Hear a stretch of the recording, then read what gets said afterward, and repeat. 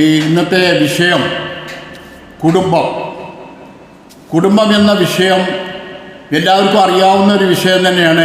കുടുംബത്തിൽ പല പ്രശ്നങ്ങളും ഉണ്ടായിരിക്കും. ഏത് കുടുംബത്തിലും.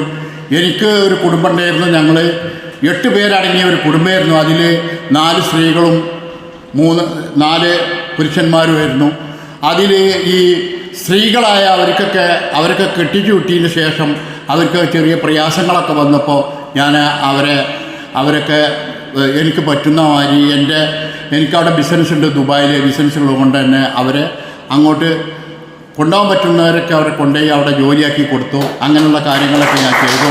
അതുപോലെ തന്നെ നമുക്ക് ഇവിടെ ഈ കുടുംബം എന്ന വിഷയത്തിൽ സംസാരിക്കാൻ ഒരുപാട് പേരിവിടെ ഇരിക്കുന്നുണ്ട്. മുഖ്യപ്രഭാഷകനുണ്ട്. അതുപോലെ തന്നെ നമ്മളെ ഈ പരിപാടിക്ക് ഇവിടെ എത്തിയ ആളുകൾ എല്ലാവരും ഈ പരിപാടി അവസാനിക്കുന്നത് വരെ ഇവിടെ ഉണ്ടാവണം. അതുപോലെ തന്നെ നമ്മൾ മൻസൂർ സാറിൻ്റെ ലഘുഭക്ഷണം ഉണ്ടായിരിക്കും. അതൊക്കെ കഴിച്ചേ ഇവിടുന്ന് പോകാൻ പാടുള്ളൂ.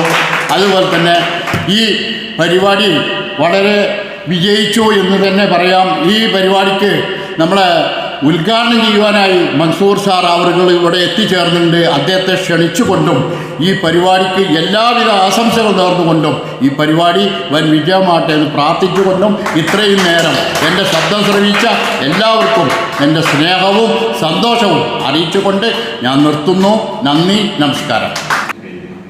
ബഹുമാനപ്പെട്ട മുഖ്യപ്രഭാഷകൻ മൻസൂർ സാർ, അതുപോലെ തന്നെ മറ്റു പ്രധാനപ്പെട്ട